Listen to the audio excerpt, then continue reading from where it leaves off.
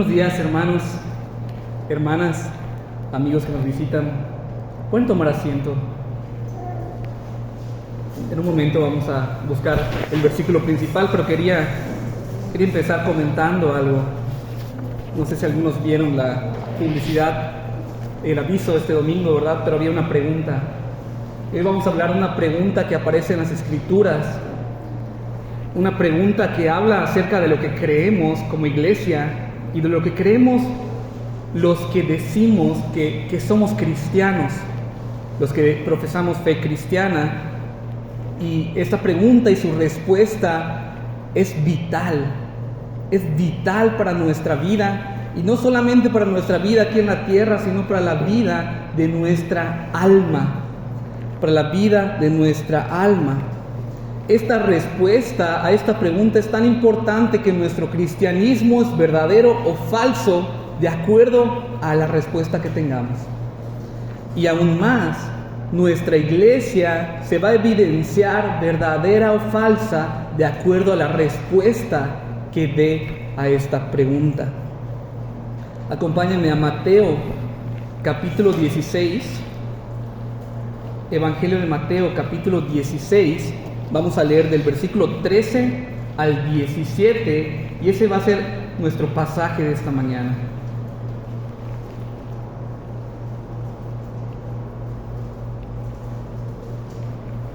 Quiero anticiparles, hermanos, que voy a tratar de ir un poquito rápido, porque tenemos muchos pasajes y a veces solemos decir eso, no tenemos muchos pasajes y a veces la persona que lo dice a veces como que no explica mucho cada pasaje, ¿no? Pero realmente el pasaje va a hablar por sí mismo. Por eso en algunos casos los voy a leer un poquito rápido, pero les aseguro que van a hablar por sí mismos. Claro que se van a explicar, pero vamos a intentar ir un poquito rápido porque son bastantes pasajes. Dice así la Escritura, Mateo 16, del 13 al 17. Viniendo Jesús a la región de Cesarea de Filipo, preguntó a sus discípulos diciendo: ¿quién dicen los hombres que es el Hijo del Hombre? Ellos dijeron: unos Juan el Bautista, otros Elías y otros Jeremías o alguno de los profetas. Él les dijo: ¿y vosotros quién decís que soy yo? Respondiendo Simón Pedro, dijo: tú eres el Cristo, el Hijo del Dios viviente. Entonces le respondió Jesús: bienaventurado eres, Simón, hijo de Jonás, porque no te lo reveló carne ni sangre, sino mi Padre que está en los cielos. Hermanos, existen muchas opiniones sobre la persona de Jesucristo. Existen opiniones desde lo más lógico hasta lo más absurdo. Existen opiniones desde lo más verdadero hasta lo más falso sobre la persona de Jesucristo. Y sabemos que cualquier idea, cualquier pensamiento, cualquier concepto que diluya, que disminuya la imagen de Cristo, significa que ya no es Jesucristo. Cualquier idea de Cristo que no sea la que la Biblia ha revelado, no es Jesucristo. ¿Sí?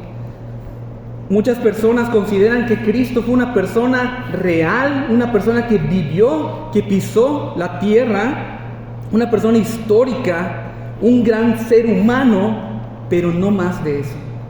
Una persona que causó gran impacto, pero no más que eso. Y cuando nuestra opinión o lo que sabemos de Cristo no es todo lo que Cristo es, no es el Cristo de la Biblia. Otras personas han dicho que Cristo fue un revolucionario de su tiempo. Causó gran impacto, demostró que las cosas eran de una manera diferente, atrajo grandes multitudes, pero no más que eso. Hermanos, existen opiniones tan absurdas como que Cristo es un alienígena o fue un alienígena. Si decimos la palabra extraterrestre, allí sería un poquito diferente, ¿verdad? Porque Cristo no era de este mundo. Extraterrestre, hablando terminológicamente, no está tan equivocado, pero cuando se refieren a alienígena, ya pasaron a un término equivocado. Existen opiniones como de que Cristo es un personaje de fantasía. salió de un cuento. Solamente es un cuento, dirán algunos. Otros más adelante vamos a ver qué es lo que opinan de Cristo, qué es lo que creen de Cristo. Yo tengo un propósito en esta mañana, bueno, tengo dos. De escribir un poco lo que yo pueda hacer en este tiempo, lo que yo pueda hacer con lo que Dios me ha dado y lo que veo en su palabra. Quiero describir quién es la persona de Jesucristo. ¿Qué es lo que dice el apóstol Pedro? Yo le decía a alguien ayer, voy a hablar de la confesión de Pedro sin hablar de Pedro. Voy a hablar de la confesión de Pedro, pero no voy a hablar mucho de Pedro. Voy a hablar de Cristo. Tengo otro propósito en esta mañana, que es darle la gloria a Jesucristo. Darle la gloria. Somos cristianos, hermanos. Yo quiero darle la gloria a Jesucristo en esta mañana, en esta enseñanza. Versículo 13 y 14. Viniendo Jesús a la región de Cesarea de Filipo, preguntó a sus discípulos diciendo: ¿quién dicen los hombres que es el Hijo del Hombre? Ellos dijeron, unos Juan el Bautista, otros Elías y otros Jeremías o alguno de los profetas. La primera pregunta que el Señor hace es: ¿qué dicen los hombres que no están aquí, que no son mis discípulos? Porque ustedes son mis discípulos, ustedes les estoy preguntando a los 12, ¿quién dicen los hombres que no están aquí que yo soy? Aparentemente todos contestaron, no los 12 al mismo tiempo, como un coro, no, sino que entre los 12 algunos comentaron las siguientes respuestas que tenemos en el versículo 14. Pero los discípulos, que en este momento son discípulos, ¿verdad? Ellos como que no quisieron ofender al Señor. Le dijeron solamente lo aparentemente bueno. ¿Sí? ¿Por qué? Porque hay muchas opiniones sobre la persona de Jesucristo. Vamos a ver primero las que los discípulos no dijeron, pero que están en la Escritura. Opiniones negativas, opiniones de menosprecio, opiniones falsas. Mateo 13:55. Una de las primeras opiniones que se dan acerca de nuestro Señor. Decían: ¿no es este el hijo del carpintero? ¿No se llama su madre María y sus hermanos Jacobo, José, Simón y Judas? ¿No están todas sus hermanas con nosotros? ¿De dónde pues tiene todas estas cosas?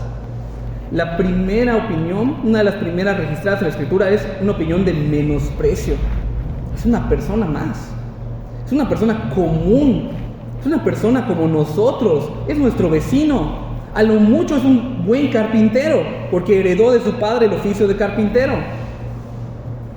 Una opinión de menosprecio, una opinión que no muestra quién es verdaderamente Cristo. Eso se opinaba donde él había vivido, porque más adelante el Señor, ¿qué dice? No hay profeta sin honra, sino en su propia tierra. Eso es lo que dice a continuación. Dice: aquí no van a creer en mí, no están creyendo en mí porque consideran que solo soy un carpintero. Marcos 3:22. Pero los escribas que habían venido de Jerusalén decían que tenía a Belcebú y que por el príncipe de los demonios echaba fuera a los demonios. Habían personas de ese tiempo, fariseos, que creían que Cristo era un enviado del demonio, enviado por los demonios. Y eso es algo grave, esa es una opinión grave, falsa, negativa de la persona de Jesucristo. Marcos 14:64. Habéis oído la blasfemia, ¿qué os parece? Y todos ellos le condenaron, declarándole ser digno de muerte. Habían personas de ese tiempo que decían: este es un criminal, este es un blasfemo, este es una persona. Ni siquiera dijeron que merece cadena perpetua. Cadena perpetua es cuando te meten a prisión, a la cárcel, toda tu vida, el resto de tu vida hasta que te mueras ahí. Ni siquiera dijeron eso. ¿Qué dijeron? Esta es una persona que merece la muerte. ¿Alguna vez tú le has deseado la muerte a alguien? Tal vez sí, tal vez no. Pero estas personas le deseaban la muerte a Jesucristo. Son opiniones. Yo meditando esto decía, son opiniones que no sé cómo lograban estas personas considerarlo, pero en su corrupción y en su pecado ellos lo consideraron así, en su ignorancia, en su incredulidad. Pero también hay opiniones que no son todo lo que Cristo es, pero que aparentemente son positivas o no son negativas, por así decirlo. Marcos 10:17, el joven rico, y en Juan 3, Nicodemo. Ambos le dijeron de una manera al Señor Jesucristo: Maestro, Maestro bueno. Cuando llegó Jesús, el Señor Jesús, cuando Lázaro había muerto, también le dijeron Raboni, Maestro, o Rabí. Hemos visto también como la traducción rabí o rabino, Maestro, le decían al Señor Jesucristo. Pero hay una cosa que el Señor decía: si tú me dices Maestro, te es necesario nacer de nuevo.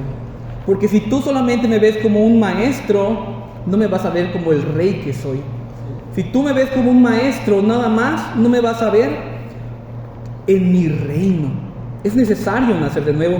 Marcos 10:17, al salir él para seguir su camino, vino uno corriendo, el joven rico, e hincando la rodilla delante de él, le dijo: Maestro bueno, ¿qué haré para heredar la vida eterna? Y si sabemos la conversación que continuó, sabemos que este joven era incrédulo, no creyó en el Señor Jesucristo, no le siguió, y para él solo era un buen maestro. Juan 3:2, Nicodemo dice que vino a Jesús de noche y le dijo: Rabí, sabemos que has venido de Dios como maestro. Es decir, considero que eres un maestro que explica la palabra de Dios, que es de Dios, porque nadie puede hacer estas señales que tú haces si Dios no está con él. Pero es muy interesante que le diga: tienes que nacer de nuevo, porque solo me ves como un maestro que viene de Dios, como un profeta que viene de Dios, pero no más que eso. Ahora, ¿qué dijeron los discípulos? Unos dicen que Juan el Bautista, otros dicen que Elías, otros dicen que Jeremías o alguno de los antiguos profetas. Cuando ellos dijeron algún profeta o Elías o Jeremías, había una razón que se consideraba entre el pueblo.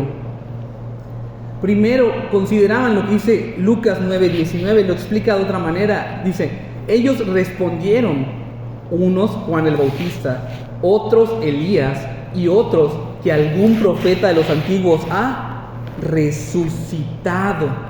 Esta era la idea que ellos tenían: tiene que haber resucitado alguno de los profetas, y es él. Sabemos que de Elías en Malaquías 4:5 se nos da esta profecía: he aquí yo envío el profeta Elías antes que venga el día de Jehová grande y terrible. Ok, dicen que esta profecía se cumplió y que es Elías.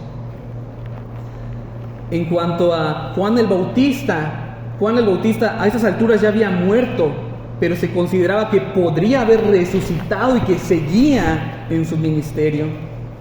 De Jeremías se creía por la costumbre. De hecho, voy a mencionarlo de esta manera: a través de un escrito que no está en las Escrituras, se consideraba que Jeremías iba a resucitar antes de que llegara el Mesías. Por eso ellos decían: es Jeremías que ha resucitado, o alguno de los profetas antiguos ha resucitado. Pero no, a pesar de que el Señor Jesucristo es un profeta y desempeña el papel de profeta, no era uno de los antiguos profetas. Ahora la pregunta cambia hacia quién se hace. Les preguntó: ¿quién dicen los hombres que no están aquí que yo soy? Ya contestaron, y ahora les dice en el versículo 15, Él les dijo: ¿y vosotros, quién decís que soy yo? Ahora les pregunto a ustedes, dice el Señor, a los 12, los discípulos: ¿quién dicen ustedes que soy yo? Respondiendo Simón Pedro dijo: tú eres el Cristo, el Hijo del Dios viviente. El Hijo del Dios viviente. El Pedro, en ese momento el discípulo Pedro, dijo algo cargado de contenido. dijo una expresión muy profunda, no fueron palabras huecas. Y sucedió algo que tal vez ya te ha pasado también a ti. A todos nos gusta cuando a veces estamos en una clase o en la escuela, o aún en la misma iglesia, en un estudio, y la persona que está exponiendo hace una pregunta. Rápidamente tú levantas la mano, no esperas a que te den la palabra, profieres la respuesta y te dicen correcto. Y eso es a veces muy agradable, ¿verdad? Cuando le atinamos a la primera, sabíamos la respuesta. Bueno, Pedro, eso le sucedió. Él habló y contestó correctamente esta pregunta en dos expresiones: el Cristo y el Hijo del Dios viviente. Hay una coma que separa esta expresión, esta frase. Él dijo dos cosas: tú eres el Cristo, coma, el Hijo del Dios viviente.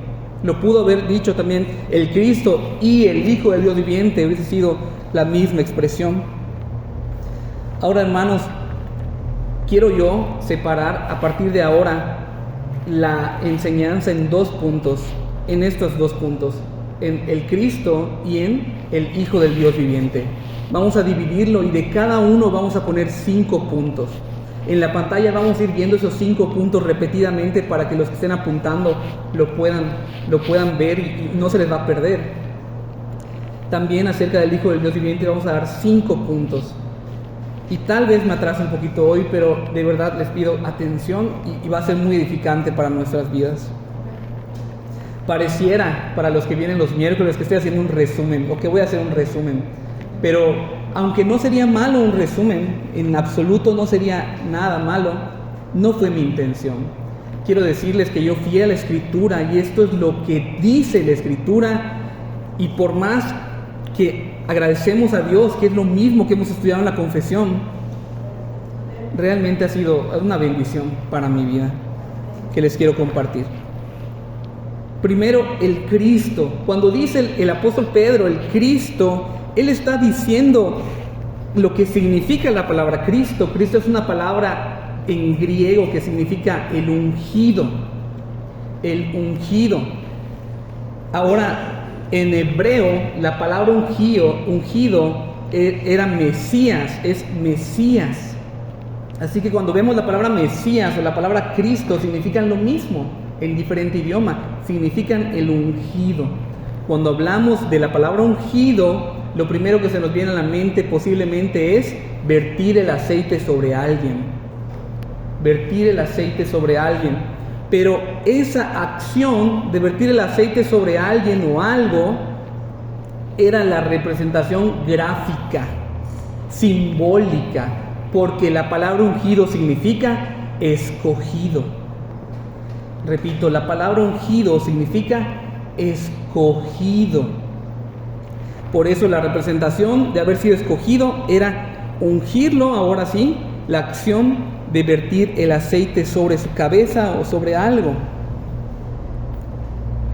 Hermanos, el Señor Jesucristo ha sido escogido, fue escogido por su Padre para ser el Salvador, para ser el sumo sacerdote, para ser el profeta final, para ser el rey de todas las cosas, para ser el heredero de todas las cosas y para ser el mediador entre la iglesia y el Padre. Y esto es lo que vamos a ver en este punto. Él ha sido escogido, dice Isaías 42:1. He aquí mi siervo, yo le sostendré, mi escogido, en quien mi alma tiene contentamiento. He puesto sobre él mi espíritu, él traerá justicia a las naciones. Hebreos 1:9. Has amado la justicia y has aborrecido la maldad, por lo cual te ungió Dios, el Dios tuyo, con óleo de alegría, más que a tus compañeros. Salmos 2:2. Se levantarán los reyes de la tierra y príncipes consultarán unidos contra Jehová y contra su ungido.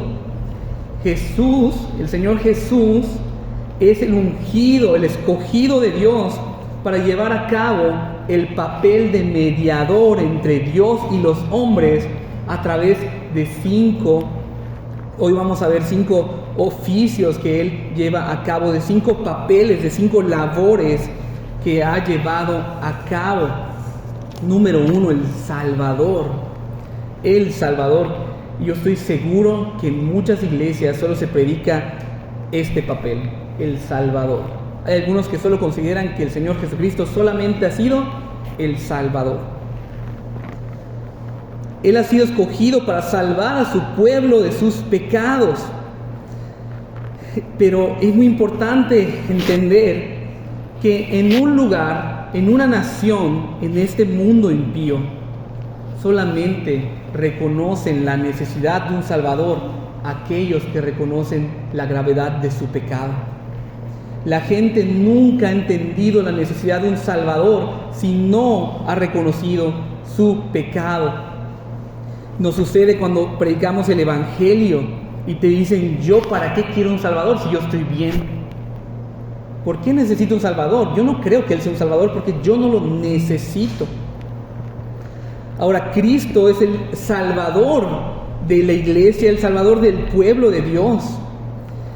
Y esto significa que Él es la única persona capacitada para quitarte la mancha imborrable del pecado. Solamente Él puede borrar esa mancha de tu vida, de tu ser. Solamente Él puede.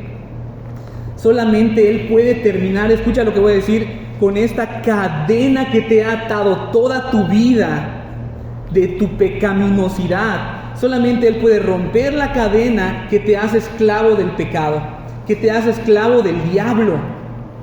Solamente Cristo puede romper esa cadena. Hermanos, solamente Jesucristo puede revertir la consecuencia y el daño que sucedió en el Edén cuando Adán y Eva pecaron. Solamente Él puede sanar la consecuencia de ese pecado. Ser el Salvador implica todo esto. Mateo 1:21. Y dará a luz un hijo y llamará su nombre Jesús, porque Él salvará a su pueblo de sus pecados. Marcos 10:45. Porque el Hijo del Hombre no vino para ser servido, sino para servir y dar su vida en rescate por muchos. Cristo es aquel que vino a redimir a los seres humanos que crean en Él. Los vino a rescatar, los vino a comprar, vino a pagar esa deuda impagable que tú tenías hacia Dios. Una deuda que tú nunca ibas a poder pagar por tus obras, por tu cuenta. Primera de Juan 4:10. En esto consiste el amor, no en que nosotros hayamos amado a Dios, sino en que Él nos amó Él nos amó a nosotros y envió a su Hijo en propiciación por nuestros pecados. Él vino para que nosotros seamos perdonados y la ira de Dios sea quitada de sobre nosotros. Él es el Salvador. Y Cristo está diciendo: tú eres el Salvador. Punto número 2 de implicaciones de que Jesús es el Cristo. Él es el Rey prometido.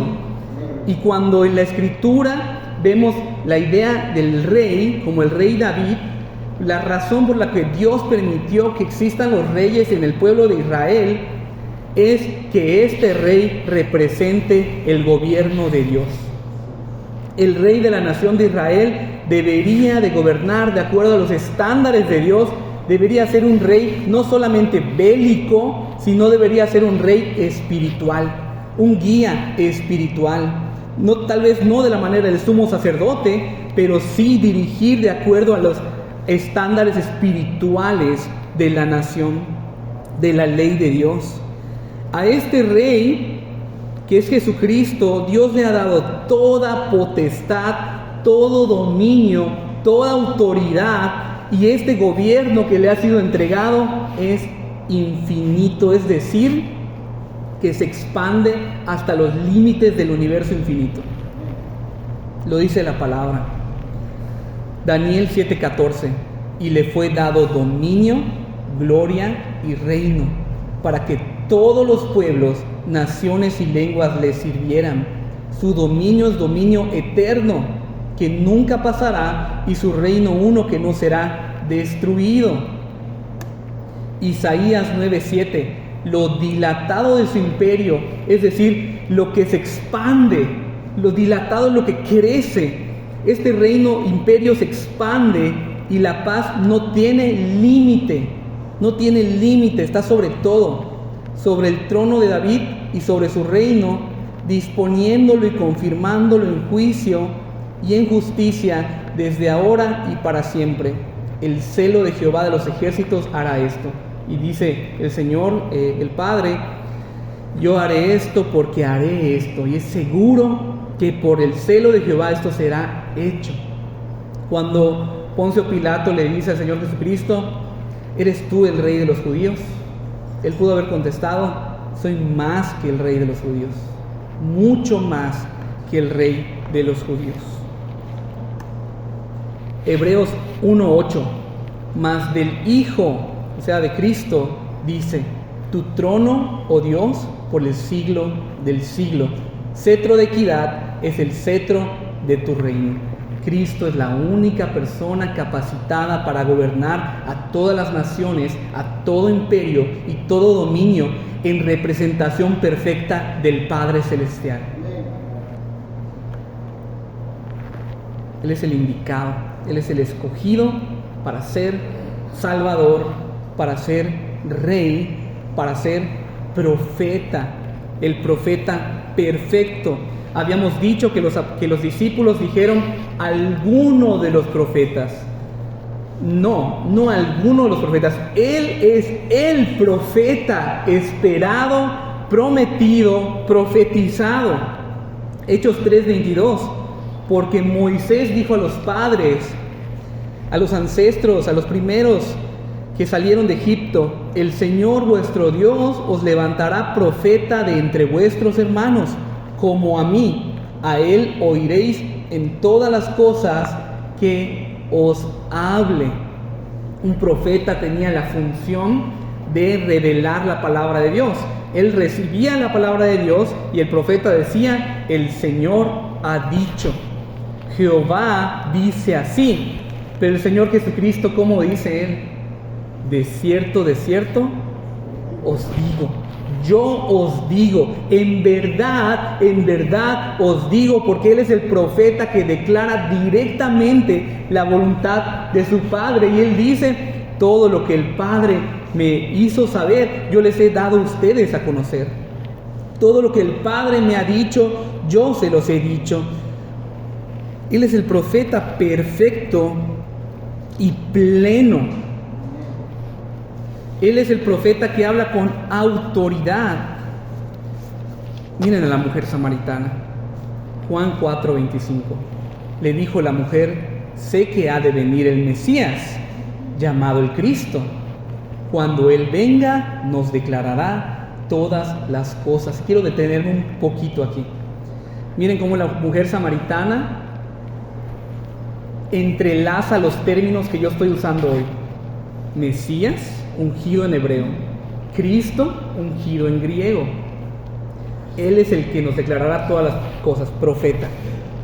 La mujer samaritana creo que leía los pergaminos antiguos, leía la escritura, esperaba al Mesías, que es el profeta, esperaba al Cristo, que es este profeta, pero como samaritana solamente consideraba que el Cristo iba a ser un gran profeta, porque no tenían toda la escritura, todo el compendio de la escritura del Antiguo Testamento. Y dice, cuando Él venga nos declarará todas las cosas. ¿Qué significa o qué era lo que se esperaba sobre el profeta perfecto de Dios? Se esperaba que nos venga a explicar lo que nosotros no entendemos. ¿Sí? Cuando el Señor Jesucristo en su ministerio terrenal, Él explicó, como veíamos ayer en la enseñanza de los varones, que la ley se debía de cumplir de una manera aún mental, desde la mente, desde el corazón, no solamente superficial. Y Él fue aquel que nos vino a dar a entender lo que realmente la ley nos vino a decir: amarás a tu prójimo como a ti mismo, amarás al Señor tu Dios, los primeros grandes mandamientos. Él en Cristo, estoy seguro, convencido de que obtenemos toda respuesta respecto a la palabra de Dios y respecto a nuestra salvación. ¿Queremos saber algo sobre nuestra salvación? En Cristo está la respuesta. ¿Queremos saber algo acerca del Padre Celestial? En Cristo está la respuesta. ¿Queremos saber algo de Dios? En Cristo está la respuesta, en lo que Él nos reveló. Cristo implica también ser sacerdote, y no un sacerdote más, sino el sumo sacerdote, el sacerdote que cumple este rol perfectamente. Y un sacerdote, la función que tenía era de presentarse delante de Dios en representación del pueblo. En vez de que el pueblo vaya a la presencia de Dios, solamente el sacerdote iba en representación del pueblo a ofrecer sacrificios y ofrendas en lugar del pueblo. Y este pasaje habla por sí mismo acerca de el perfecto sacerdocio de Jesucristo. Hebreos 7, 24 al 27. Mas Cristo, por cuanto permanece para siempre, tiene un sacerdocio inmutable, un sacerdocio eterno, por lo cual puede también salvar perpetuamente a los que por Él se acercan a Dios, viviendo para interceder por ellos, porque tal sumo sacerdote nos convenía santo, inocente, sin mancha, apartado de los pecadores y hecho más sublime que los cielos, que no tiene necesidad cada día, como aquellos sumos sacerdotes, de ofrecer primero sacrificios por sus propios pecados y luego por los del pueblo, porque esto lo hizo una vez para siempre, ofreciéndose a sí mismo. En Cristo, el sumo sacerdote, quedan anulados todos los demás sacerdotes. Queda anulado, pierden vigencia todos los demás sacerdotes, porque Él, con un solo sacrificio y con una sola obra sacerdotal, llevó a cabo la purificación de nuestros pecados, de tal forma que Él salva perpetuamente. Él salva de una manera completa, eficaz, a los que por Él se acercan, a los escogidos, a los que creen en Él. Y de igual manera, que sea el Cristo implica que intercede por nosotros, que es el intercesor del pueblo de Dios.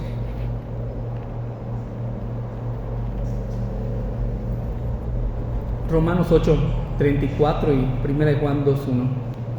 Hermanos, intercesor es muy similar a la palabra sacerdote. De hecho, el sacerdote intercede, ¿sí?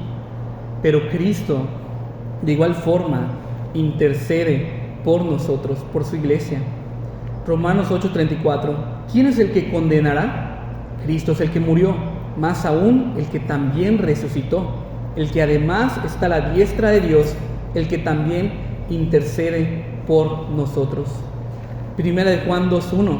Hijitos míos, estas cosas os escribo para que no pequéis. Y si alguno hubiere pecado, abogado tenemos para con el Padre, a Jesucristo el justo. Y uno de los miércoles de estudio yo decía, Cristo es este abogado que le ha correspondido abogar por ti, tomar el trabajo de abogar por ti delante del juez que es el Padre Celestial, pero tú eres un culpable. ¿Sí? ¿Qué quiero decir? Las personas que trabajan en leyes, los abogados, muchas veces tienen que abogar, trabajar a favor de una persona que fue culpable. ¿Sí? Es culpable y ellos están defendiendo a una persona culpable, y Cristo eso está haciendo contigo si tú eres un creyente. Cristo está abogando por ti delante del Padre, y Él está presentando de evidencia su propia justicia y obediencia. Él no está presentando de evidencia tus obras. No podría ganar tu inocencia así. Él está presentando su propia obediencia y su propia justicia de tal manera que tú seas justificado y perdonado y declarado inocente. Él está intercediendo por nosotros. Y hasta aquí yo he tratado de explicar qué implica que Jesús sea el Cristo. Pero el apóstol Pedro no se quedó hasta aquí. Yo lo dije hace un momento. No se quedó hasta aquí. Él completó la expresión, el Hijo del Dios viviente. Muchas iglesias, muchas denominaciones se han quedado hasta la mitad. Han dicho, sí, Jesús es el ungido, Jesús es el Salvador, Jesús es el Rey, Jesús es el sacerdote, es el profeta, es el intercesor, pero hasta ahí. Pero no, el apóstol Pedro no se quedó hasta ahí. Él dijo el Hijo de Dios viviente.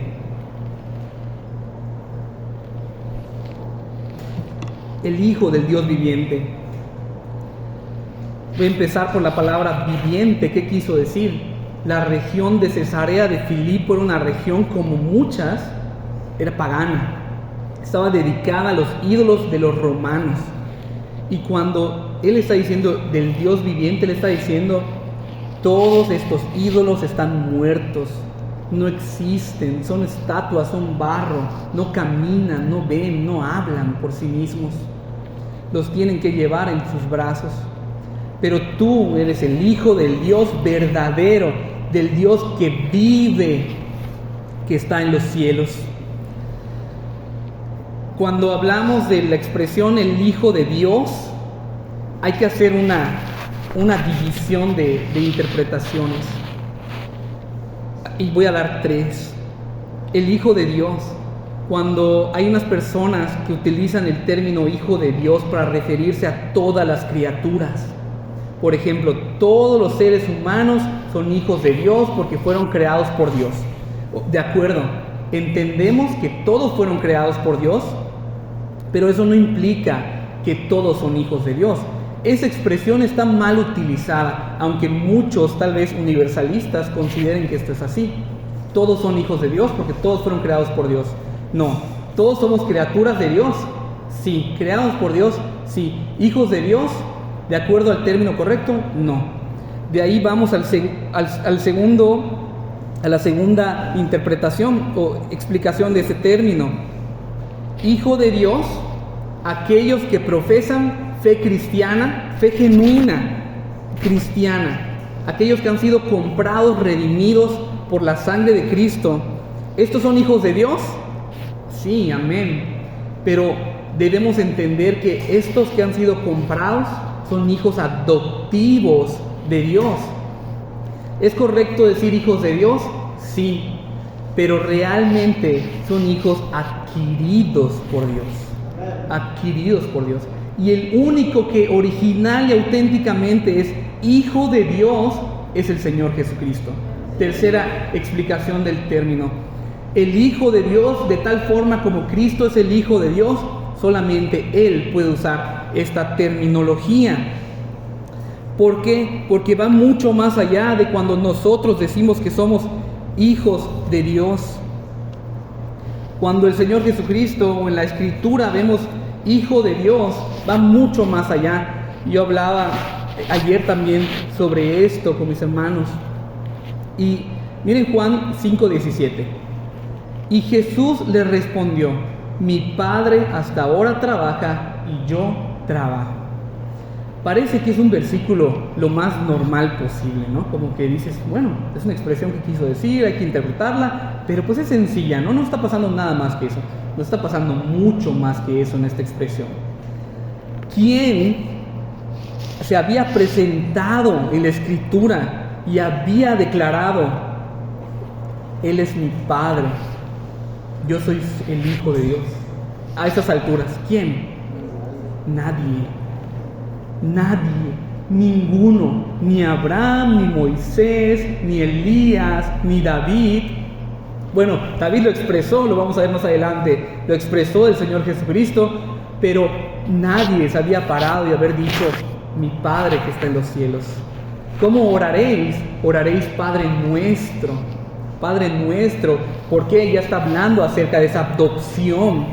Pero Miren lo que dice el versículo siguiente. Estamos en Juan 5:17. Solamente voy al siguiente versículo, que lo puse separado porque lo quería hacer de esta manera. Juan 5:18.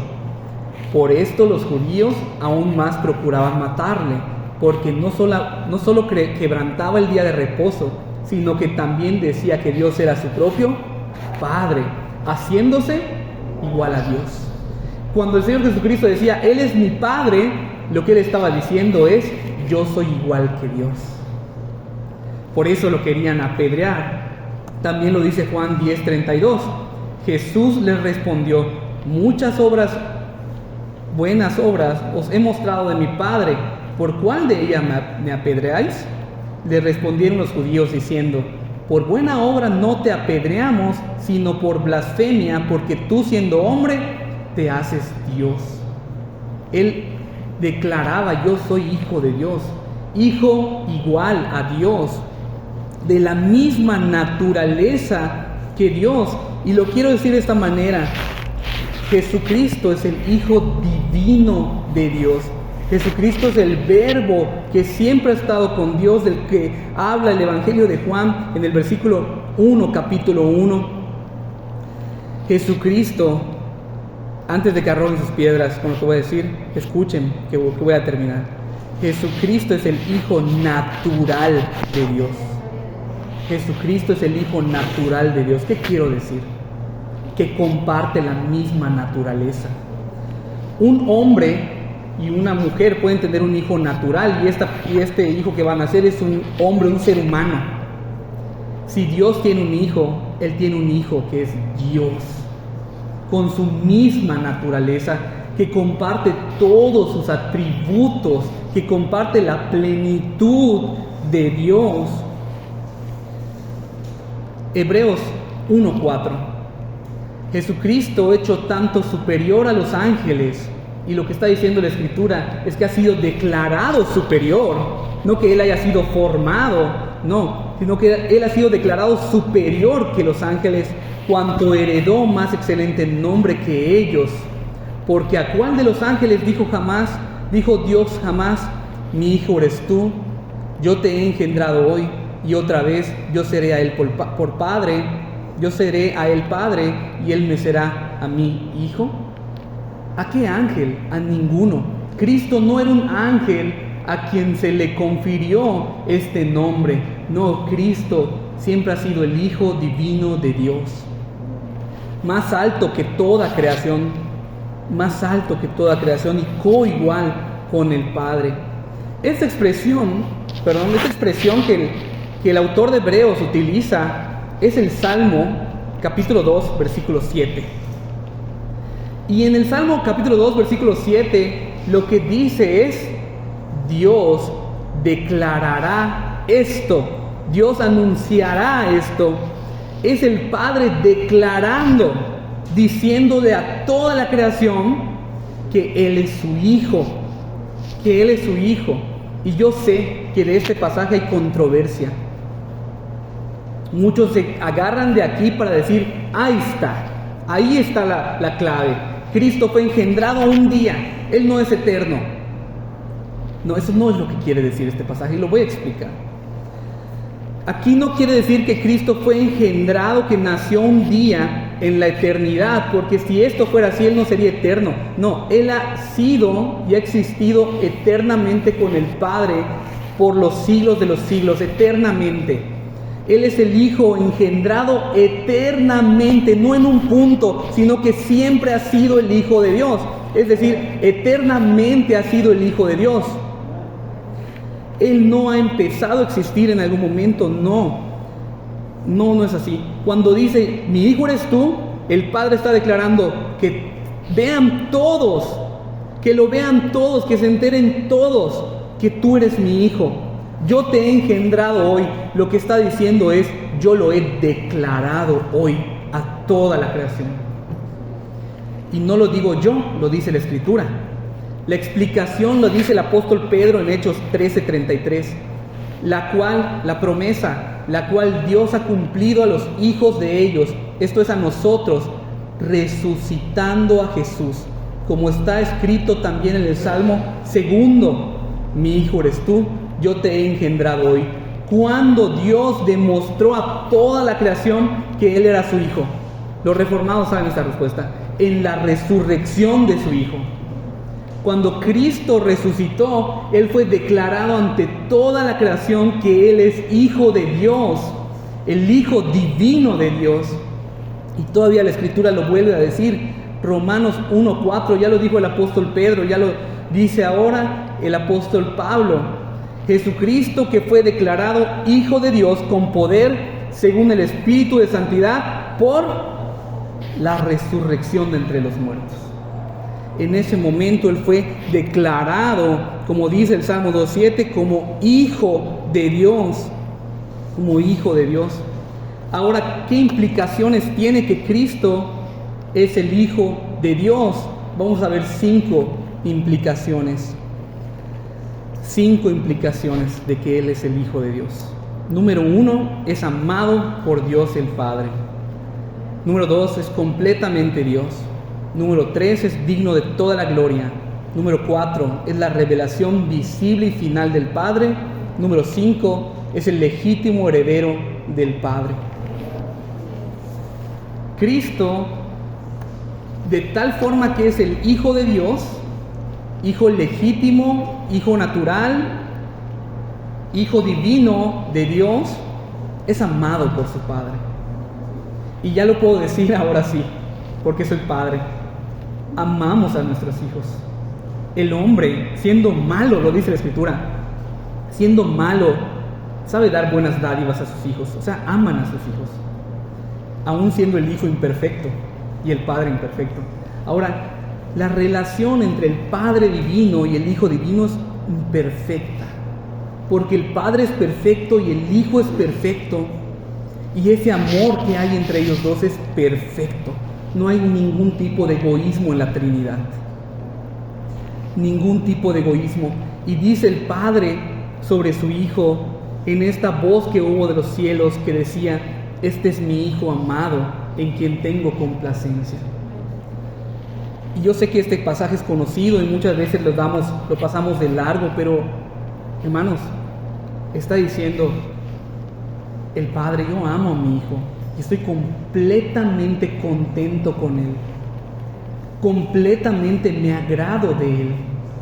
Yo pensaba en una ilustración de verdad muy vaga, muy superficial, pero quiero decir una ilustración muy simple, de que cuando un niño, un hijo o hija llega, su boleta de calificaciones tiene puro 10. Tiene puro 10 en la escuela, le fue bien, no tuvo ningún reporte, tiene puro 10. Y el padre, ¿qué pasa? Se alegra.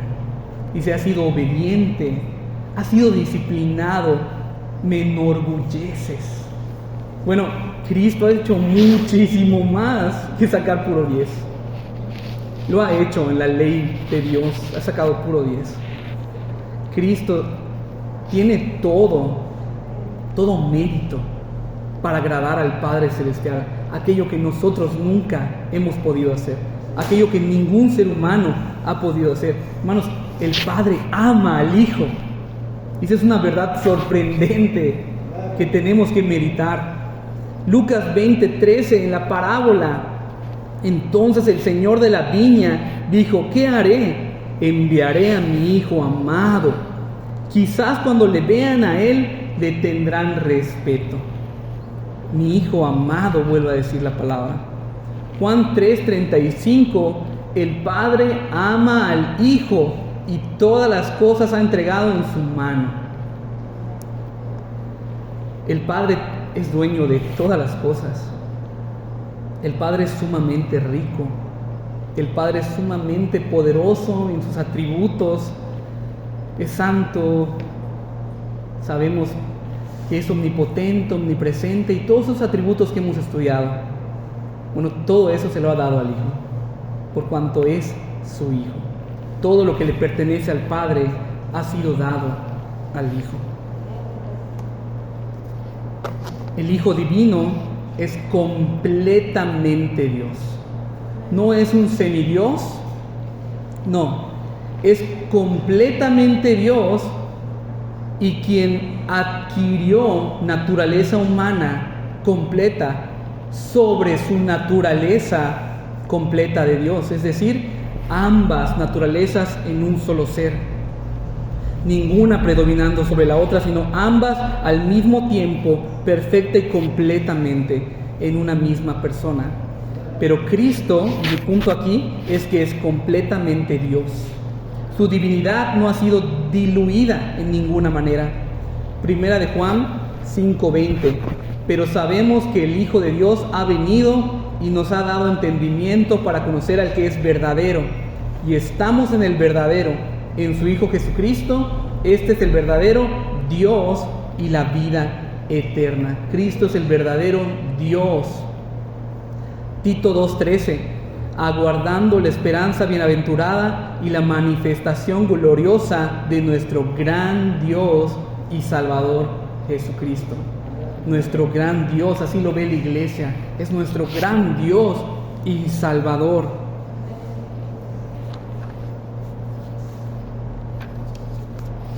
Romanos 9:5, hablando de Israel, de quienes son los patriarcas y de los cuales según la carne vino Cristo, el cual es Dios sobre todas las cosas, bendito por los siglos.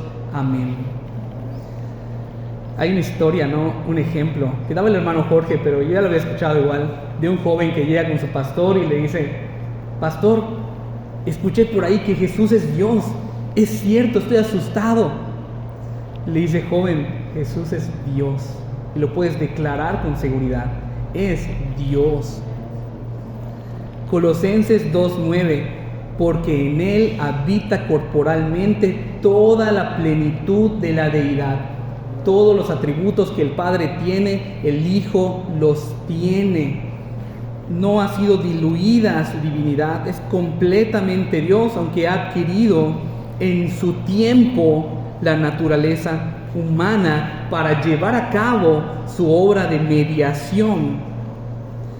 Su obra de mediación. Punto número 3. El Hijo Divino es digno de toda la gloria. El Hijo Divino es digno de toda la gloria. Juan 17, versículo 5. Ahora pues, Padre, glorifícame tú al lado tuyo con aquella gloria que tuve contigo antes que el mundo fuese. El Hijo siempre ha estado con el Padre en la eternidad de los cielos, recibiendo la gloria juntamente con Él. Y dice el Padre: yo no comparto mi gloria, a nadie se la daré, porque darle la gloria al Hijo es darle la gloria al Padre. Porque el Padre y yo somos uno, dice el Señor Jesucristo. Son uno, un mismo Dios, tres personas. Juan 17:1 nos explica lo que acabo de decir. Estas cosas habló Jesús y levantando los ojos al cielo, dijo: Padre, la hora ha llegado, glorifica a tu Hijo, para que también tu Hijo te glorifique a ti. Y es interesante porque comenta el hermano Josías Grauman que este también no aparece en el texto original, sino que el texto queda así: glorifica a tu Hijo para que tu Hijo te glorifique. No hay una condición, no hay un también. El hecho de darle la gloria al Hijo es darle la gloria al Padre, y así recíprocamente. Él es digno de toda la gloria de su Padre. Punto número 4. Él es la revelación visible y final del Padre Celestial. Él es la revelación visible y final. Hermanos, en esta parte, en este punto, podríamos poner el momento donde Felipe le pregunta al Señor Jesucristo, le dice: muéstranos al Padre. ¿Recuerdan esa ocasión? Muéstranos al Padre y nos basta. No, Felipe estaba diciendo algo que no casaba. ¿Por qué? Porque le debería haber bastado ver al Hijo de Dios, como el apóstol Pedro lo vio y dijo: tú eres el Cristo, el Hijo de Dios. Pero para Felipe todavía no había tal vez esa comprensión o ese entendimiento de quién estaba de frente de él. Y le dice, el Señor Jesucristo le responde: ¿hace cuánto tiempo que estoy con vosotros y no me habéis conocido y no me habéis visto? Felipe, el que me ha visto a mí, ha visto al Padre. Eso es lo que yo quiero decir aquí. Jesucristo es la revelación visible y final del Padre. ¿Por qué? Porque el Padre es espíritu. El Padre es invisible. Y quiere decir que Felipe quiere ver algo que no puede ver. Si alguien viera la gloria de Dios, moriría instantáneamente, porque no está preparado para ver a Dios. Su cuerpo no ha sido preparado. Entonces podríamos decir, dice el Señor Jesucristo, que verle a Él es ver al Padre. Que el Padre lo ha mandado a Él para que lo veamos y podamos decir: qué grandioso es tu Padre. ¿Sí? Al ver al Señor Jesucristo, nosotros digamos: tu Padre es maravilloso. ¿Por qué? Porque el Padre quiere que lo veamos a Él y le demos la gloria al Padre, y el Hijo quiere que lo veamos al Padre también. Es lo mismo lo que quieren que nosotros veamos. Colosenses 1:15. Él es la imagen del Dios invisible, el primogénito de toda creación. Y aquí quiere hablar acerca de la prominencia del Hijo, no que haya sido creado primero, sino que es el más importante de toda la creación. Eso es lo que quiere decir el primogénito de toda creación, el más importante, el más alto honor de toda la creación. Hebreos 1:3. El cual, siendo el resplandor de su gloria y la imagen misma de su sustancia, en Cristo podemos ver toda la gloria de Dios. Lo dijo el apóstol Juan: Él anduvo entre nosotros y vimos su gloria, gloria como la del unigénito del Padre, lleno de gracia y de verdad.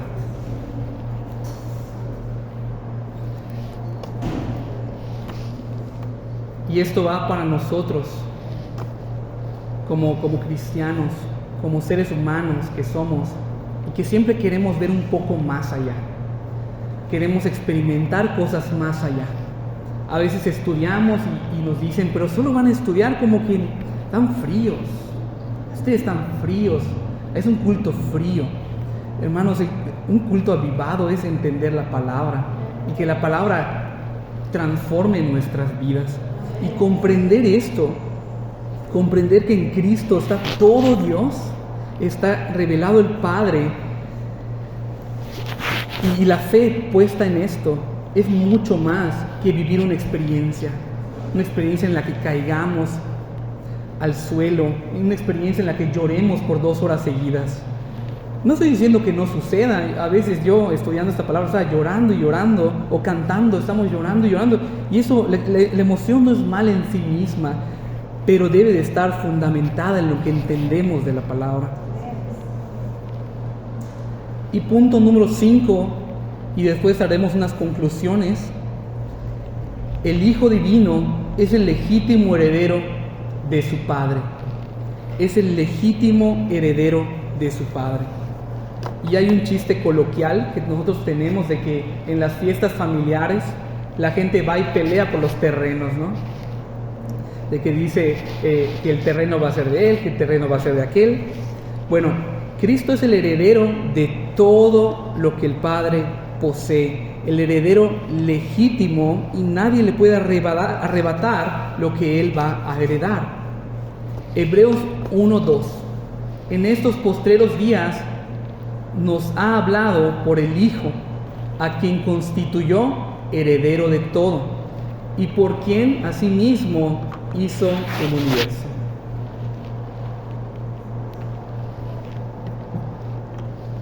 Hermanos, el Padre, juntamente con el Hijo, con el Espíritu, crearon todas las cosas. Crearon todas las cosas con el motivo de entregárselas al Hijo, para que Él lo juzgue, para que Él la palabra es para que Él ejerza su gobierno sobre toda la creación, sobre todo el universo. Juan 3:35, el Padre ama al Hijo y todas las cosas ha entregado en su mano. Romanos 8:17, aquí nos muestra la palabra que tiene que ver esto con nosotros, cómo se aplica a nuestra vida como creyentes. Y si hijos, también herederos, herederos de Dios y coherederos con Cristo. ¿Por qué se nos llama coherederos? Porque Cristo es el heredero legítimo y nosotros vamos a coheredar con Él. Es decir, se nos va a compartir lo que Él ha heredado. Por eso nos va a llamar a esas fiestas sin fin, a esas bodas donde Él tendrá toda riqueza y que nos va a compartir con Él.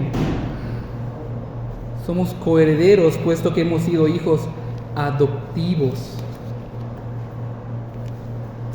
Ahora, regresando a los 5 puntos, hermanos, esas son las 5 implicaciones de que Jesús es el Hijo de Dios.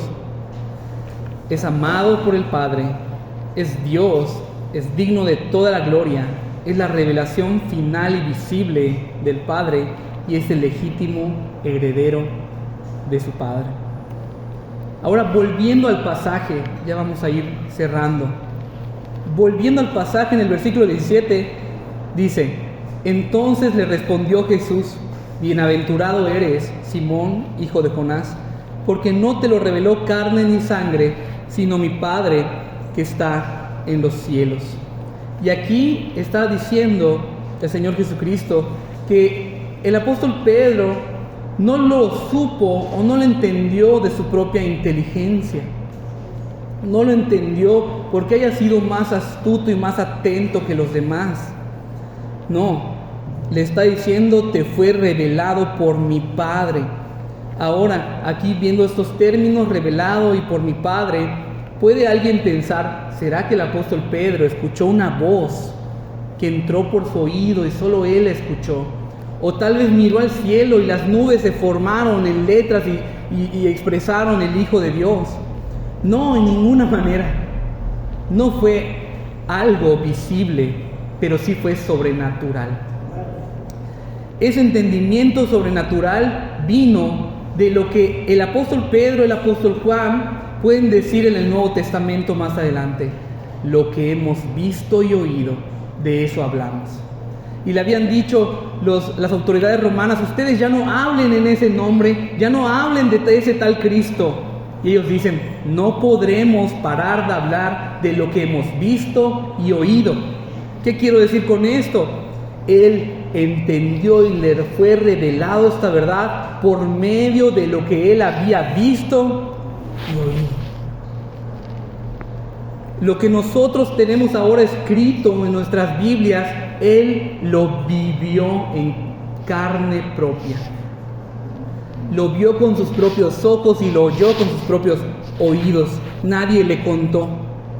El apóstol Juan, en 1 de Juan 1:1, no está en la pantalla, menciona 3 veces la expresión: lo que hemos visto, lo que hemos visto, lo que hemos visto. Seguido, en 3 pasajes seguidos, Él lo menciona. Es tan importante lo que hemos visto y oído porque eso es lo que testificamos. Lo que ellos vieron y oyeron, ahora nosotros creemos y vemos en nuestra Escritura. Y termino con esto. Hermanos, ¿qué crees tú que profesas fe cristiana? ¿Qué crees de Cristo? ¿Quién dices tú que Cristo es? ¿Cuál es la identidad de este ser? Saber esto, te va a permitir tener tus pies en un fundamento firme, tener tu salvación en un fundamento firme, tener tu fe puesta en este Cristo glorioso. Podemos descansar en Él. Una vez, en un panel de preguntas y respuestas, alguien sacó esta pregunta y la leyó a los exponentes: ¿cómo podemos lidiar con un cristiano que niega la deidad de Cristo? Y los exponentes rieron. No existe un cristiano que niega la deidad de Cristo, no es cristiano. ¿Qué crees tú, cristiano, cristiana, de Cristo? Tenemos, como dice el apóstol Pedro en 1 Pedro 2:6, no está en la pantalla, pero lo voy a decir yo. Cristo es la piedra escogida. Cristo es la piedra preciosa, la principal, la piedra del ángulo, para que nosotros descansemos en que toda la estructura y edificio está firme en Él, que por Él existe la iglesia, que por Él somos salvos, que en Él podemos estar escondidos y seguros, que Él gobierna todas las cosas, que Él intercede por nosotros delante del Padre. La semana pasada el hermano Jorge habló de qué creemos como iglesia, de las 5 solas, del tulip. Y hoy yo he hablado de lo que creemos de la persona divina de Jesucristo. Hermanos, somos una iglesia reformada y esto creemos de Jesucristo. Y los que compartan conmigo esta fe y esta creencia serán nuestros hermanos. Son nuestros hermanos. No he dejado de meditar en esto. No consideramos que Cristo es real. No consideramos que Cristo está en los cielos. Porque si Cristo estuviera aquí sentado con nosotros, seríamos muy diferentes. Nos portamos bien cuando están nuestros padres, nos portamos bien cuando está nuestro pastor, nos portamos bien cuando está nuestro esposo o esposa. Pero siempre está del lado de nosotros Jesucristo. Y no lo consideramos como real. Tenemos mucho que cambiar, tenemos mucho de qué arrepentirnos, tenemos mucho en qué ser santificados y tenemos que dejar de estar jugando. Mientras más le conozcamos a Él tal cual es, más andaremos y le adoraremos conforme a quien Él es verdaderamente. Vamos a ponernos de pie.